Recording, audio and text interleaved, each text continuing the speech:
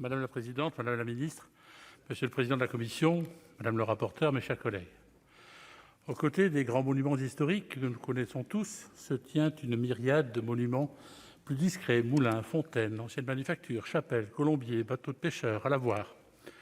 Ce petit patrimoine de proximité fait le charme de nos villes et de nos villages, mais connaît aussi les affres du temps et nécessite régulièrement des actions de sauvegarde et de restauration. La Fondation du patrimoine est ce grand hôpital dans lequel des milliers de projets locaux de sauvegarde voient le jour. La Fondation agit au plus près des besoins, avec un réseau de 22 délégations régionales, de 100 délégations départementales, animées par 600 bénévoles présents sur le terrain. Nous avons vu sa puissance après le désastre de l'incendie de Notre-Dame de Paris en avril 2019. En quelques jours, la Fondation du patrimoine a levé l'équivalent d'une année de dons. Son action ne s'arrête pas là, loin s'en faut. En 2019, la Fondation a mobilisé la générosité de 280 000 donateurs et de 6 000 entreprises mécènes. Elle favorise l'accès à la culture au plus près de chez soi et renforce le lien intergénérationnel. Restaurer et conserver notre patrimoine local, c'est permettre la transmission d'une histoire et d'une identité à nos enfants et petits-enfants. Elle participe également au développement de l'économie et à l'insertion sociale de personnes éloignées de l'emploi grâce aux nombreux chantiers de restauration. Ces moyens d'action sont de trois ordres: la labellisation de travaux ouvrant droit à un avantage fiscal et un ensemble d'aides, les campagnes de souscription publique et le mécénat d'entreprise. La proposition de loi que nous avons examinée en nouvelle lecture au Sénat vise à améliorer l'efficacité de la Fondation du patrimoine, créée en 1996 par une initiative sénatoriale. Il s'agit d'une part d'en rénover la gouvernance, jugée pléthorique, et d'autre part d'actualiser les conditions de délivrance du label. Je salue cette proposition de la sénatrice Dominique Vérien.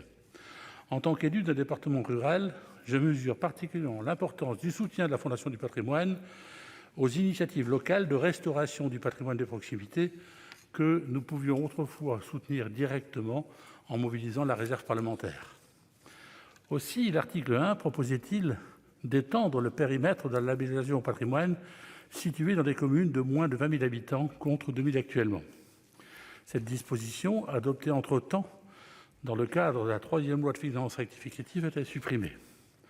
En première lecture, le Sénat a adopté une mesure importante, prévoyant que la moitié au moins des labels attribués par la Fondation concerne des projets de restauration d'immeubles appartenant au patrimoine rural.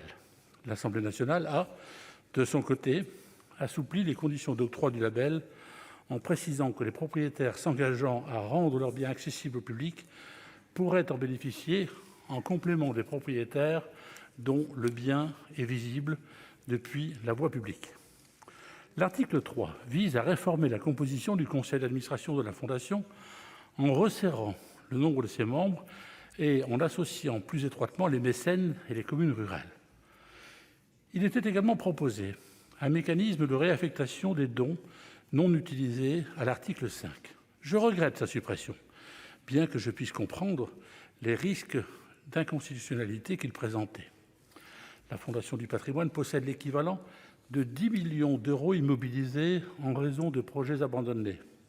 Ces fonds pourraient bénéficier à d'autres projets, mais en l'absence d'un tel mécanisme de réaffectation des dons, il faudra déployer des moyens importants pour contacter les porteurs de projets afin de recueillir leur accord sur la réaffectation des sommes versées. Cette proposition de loi permettra à de nombreux projets de restauration du petit patrimoine rural de voir le jour. Le label ainsi modernisé contribuera à sauver de la ruine et de l'oubli des édifices emblématiques, à l'image de certaines églises rurales, joyaux de l'art gothique retraçant des siècles de savoir-faire dont nous avons la responsabilité. Le groupe Les Indépendants votera en faveur de ce texte. Je vous remercie. Merci. La parole est à Madame Monique